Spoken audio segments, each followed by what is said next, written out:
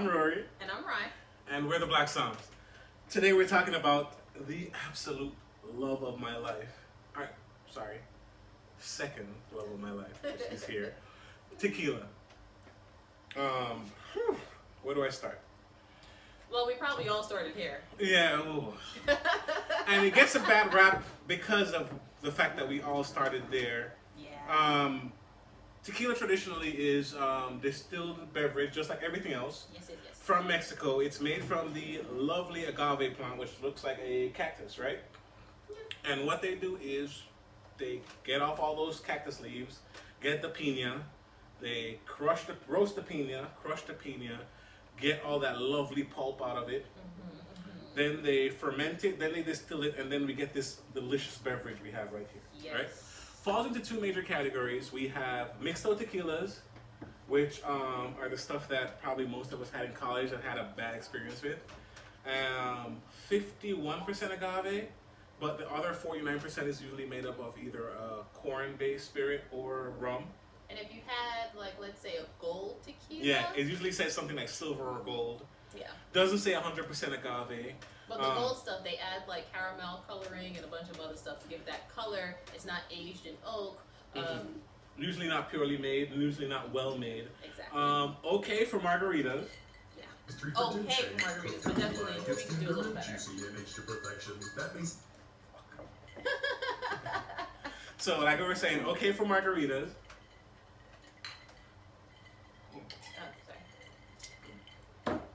But not recommended for the 10 to 15 shots that you probably had in college that gave you that terrible hangover that made you fall out of love with pretty much one of the... Point blank, if I'm at a bar and they're saying, let's do shots, I'm going to say, hold on, bartender.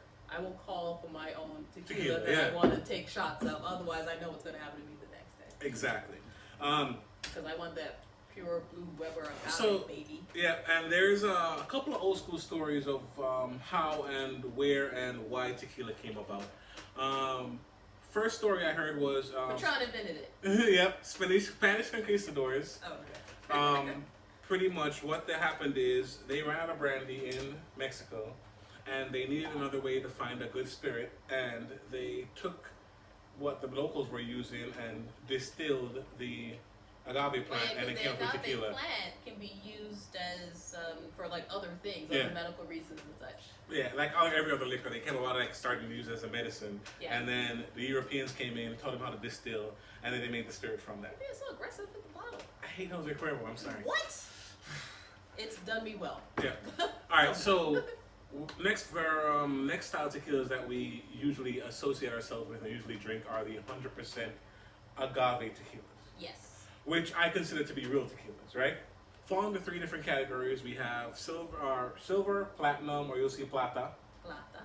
Yeah. Then you have reposado, which means rested. Yes. Then you have añejo, which means aged. And then what happens with each different style is we have different aging criteria for each one. So silver is not aged at all? Not aged. Sometimes can be like in oak for up to like a couple of months. Couple of months? Yeah. What about reposado? Reposado, which means rested. Reposado, sorry. Yeah, you gotta roll your R's on me. Reposado, which means rested, is usually on oak for a minimum of 3 and a maximum of say 11 months. Okay. And then you have añejo tequila, which means aged, which is a minimum of 12 months aged tequila.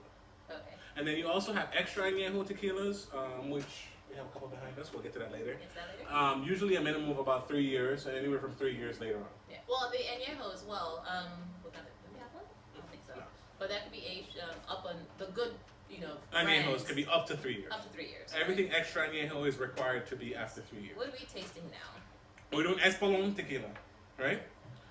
First off, I don't know how close you guys can see this, but I love this bottle. Espolón like really speaks to the culture. Exactly, because what you can see is they have a lot of like skulls and that kind of stuff, which like celebrates the... You see how these pours are small, sir? Yeah. Don't kill the fun. And they represent on the bottle Dia de los Muertos. Yes, which is their version of Halloween, the Day of the Dead. I don't know if you would say it's their version of Halloween. That's just their thing. All right. Our version of Halloween reflects what they do. Exactly. And a lot of times when people do a shot of tequila, you always see them lick the salt and get some lime, because traditionally tequila used to be poorly made. Yeah. Tequila used to be poorly made. We drank all this already.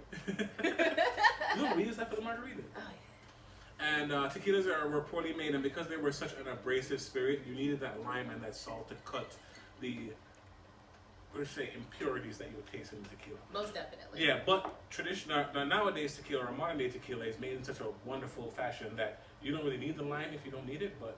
Well, if you ever take the chance to sit there and smell your tequila before you shoot it, which tequila is supposed to be sipped in the first place, you'll notice that it has a lot of citrus aromas.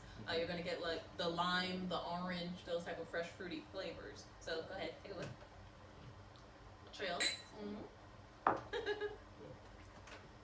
Ooh, nice. As I just said that it was supposed to be sipped. You're talking about my favorite stuff right here. I get it. Sorry, I'll tell you why it's my favorite too. So, being that I grew up Jamaican, like all I drank was rum growing up. When I moved to the States, I had an experience with tequila and I just like absolutely fell in love with how good it was. Really good stuff. So smooth, so good. And most of my wildest nights have happened on tequila. Most of my best nights have happened on tequila. So now we're going to be trying Casamigos, which translates to House of Friends. House of Friends, which is a tequila started by Dan Gerber and George Clooney himself. Every bottle is actually signed by George Clooney. Is that why it costs so much? One of the reasons why it costs so much, but yes, it is considered a premium tequila. And what happens in the translation from, or the transition from Espolón, which is also 100% agave, is this is 100% agave, but it's made from 100% Blue Weber, and it's from northern Jalisco. Oh, the Highlands. The highlands of Jalisco. So the higher up you get on the mountains, the better agave plants you get, and that means the better tequila that you produce. So when most of my friends tell me about the bad experiences that they have with poured it tequila, already. Oh, my glass is empty. How'd you drink That's it not already? even a pour. Well, I'm trying to reserve the... When most of my friends tell me that they absolutely hate tequila and have had a bad experience with it, I introduce them to this lovely bad boy right here. Because it is so super smooth. And like my guy Cass Fax used to say, or says, this is the privy of tequila. Okay. When you're talking about the privileged stuff, the better stuff, the smoother stuff, this is as good as it gets. Alright, well cheers to you, sir, for this Highland tequila. Well, the difference we should probably say with Highland and Lowland, the Highland has that more, I guess... Elevation. It has elevation, so it lends more to the citrus fruit, whereas the Lowlands has more of an earthiness to it. Yeah. This is more clean and dry and crisp, I would say. It's like literally like almost like drinking water. Not quite, but yeah. It doesn't have like that fire breath, so yeah. I get it. I dig it. Ooh, that's so good. Alright, let's move on so you can before you drink everything else. Alright, so now we're doing a reposado tequila and we're doing cazadores.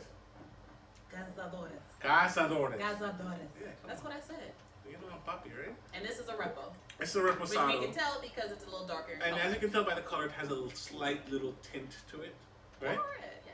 Let me tell him my glass. Let me see. That's it, sir. Thank you. I still got to finish my margarita. So as you can see, because we said that reposado, as it says, we mean rested, this tequila has been aged on oak for about 6 to 9 months. And you can tell by the color, it has a nice little hue to it. And what This is that from does, the Highlands as well, right? Yes, it does. It's from the Los Altos. Ah, yes. So it's from the Altos Highlands. Got Yeah. it. So as you can tell by the color, you're going to get a little bit of different flavors from it. So you're going to get a little bit of that oakiness from it. So what you're going to do is you're going to get a little bit of pepperiness. And On the nose already. Yeah, you can even smell on the nose. Let's try it. Salud, my love. Good. It is good. It's a bit more round instead of the crispness that you get from the Blanco tequilas. It's more, I don't want to say caramel because I don't want to let you think that it's sweet, but it has that round and velvety mouthfeel to it. Yeah, it gives you little hints of that flavor because it's Yeah. literally been rested on the oak. Got it. Makes sense to me. Yeah. All right. And then the last set of tequila that we're not trying any añejos today, but the next set of tequilas is añejo, which is We usually have a aged. couple back here. Yeah. If you really want to be fancy, when you're Yeah. out and they call for shots, if you're not the one paying, Or you're using a corporate card. yeah, ask Añejo for tequilas are a good way to Avion go. 44. This Yeah. is like, it's up there with your Don Julio 1942. Which is, yeah.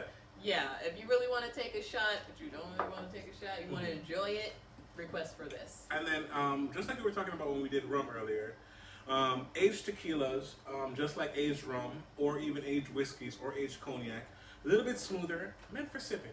Definitely. Not necessarily, not necessarily to do shots, but what happens with these is because it has that premiumization, such as bourbon, such as whiskey. And like these are minimum age for 3 years.